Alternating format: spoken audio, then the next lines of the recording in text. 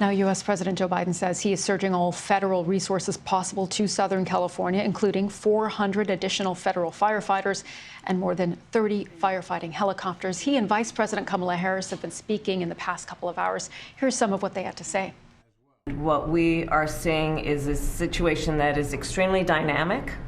It is very much in play, and to some degree unpredictable, because we are literally waiting to see which way the wind blows.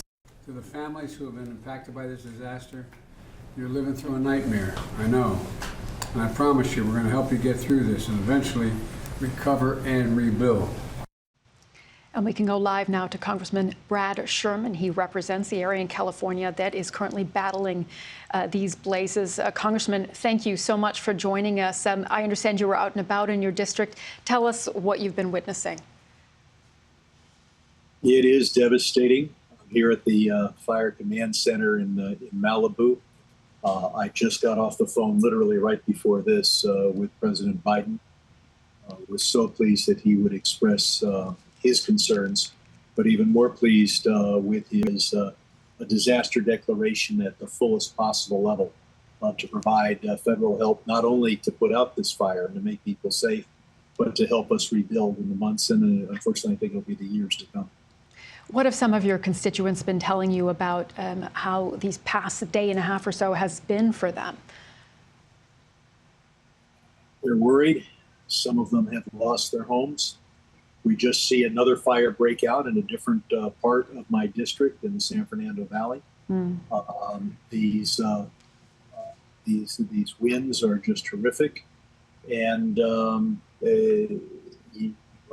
you wonder why other fires are breaking out in other parts of the county, such as the one that just broke out an hour or so ago. Yeah.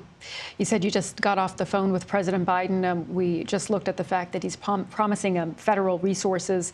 What more do these firefighting teams need right now as these blazes are uncontained?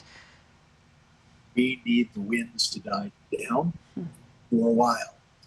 And we're getting help. Soon we'll be getting help arriving from both Canada and Mexico. We're getting help from states across this country, but especially from our neighboring states. We've got a lot of people on the lines, and we have to respond to additional fires as they break out, as long as these winds are gusting. What about for those who have evacuated? So many people in immediate need right now. Can you tell us a bit more about their situation and the assistance that's going to be needed for them as well? Well, some are at the evacuation centers where they can be for free, whether it's at El Camino High School or the Westwood Recreation Center. In addition, most fire insurance policies will reimburse them for hotels. And I just met with the FEMA director who reminds me that FEMA will reimburse for hotels. So there's it's tough to leave your home.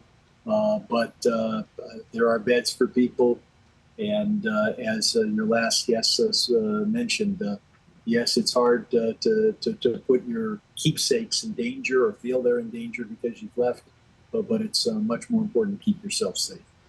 Congressman, had you ever imagined something like this could happen in your district, this level of devastation? No, and this is the most expensive fire in the history of America. And in fact is as expensive as the 10 immediately high fire losses. And there's some criticism as to, well, what about this or what about that? I don't think anybody imagined this level of wind and this level of devastation. I will say this, though, and I was just speaking to Governor Gavin Newsom on this, and I'll commend him. He pre-positioned firefighting capacity several days before the first spark. And he did so on the basis of the meteorological reports that indicated we might be facing winds like this. So most people, when they hear, oh, there might be winds, then maybe they'll pay attention, maybe they'll monitor. In this case, he went to the expense of moving a lot of firefighting capacity from Northern California down to Southern California. Okay. And that he's to be commended. Okay, Congressman, thank you so much for joining us tonight from Los Angeles. Wishing obviously the best for you and your district. Thank you.